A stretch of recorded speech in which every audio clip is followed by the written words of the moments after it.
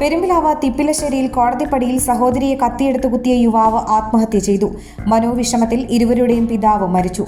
തിപ്പിലശ്ശേരി കോടതിപ്പടി സ്വദേശി മടപ്പാട്ടുപറമ്പിൽ വീട്ടിൽ 52 വയസ്സുള്ള കുഞ്ഞുമോനാണ് വീടിന് സമീപത്തെ ആളൊഴിഞ്ഞ പറമ്പിലെ മരത്തിൽ തൂങ്ങി മരിച്ചത്. മരണവിവരമറിഞ്ഞാണ് കുഞ്ഞുമോന്റെ പിതാവ് അസുഖബാധിതനായ 85 വയസ്സുള്ള അബൂബക്കർ മരിച്ചത്. കുഞ്ഞുമോന്റെ സഹോദരി ഹസീനയ്ക്കാണ് കുത്തേറ്റത്. സഹോദരങ്ങളായ ഇരുവരും തമ്മിൽ സ്വത്ത് തർക്കം നിലനിന്നിരുന്നതായി പറയുന്നു. ഇന്ന് രാവിലെ 6 മണിയോടെ സഹോദരി ഹസീനയോടൊപ്പം താമസിക്കുന്ന അസുഖബാധിതനായ പിതാവ് അബൂബക്കറിനെ കാണാൻ കുഞ്ഞുമോനെത്തിയിരുന്നു. ഇതോടെ സഹോദരങ്ങളായ ഇരുവരും തമ്മിൽ വാക്കുതർക്കമുണ്ടാവുകയും കുഞ്ഞുമോൻ കത്തിയെടുത്ത് ഹസീനയെ കുത്തുകയുമായിരുന്നുവെന്ന് പറയുന്നു.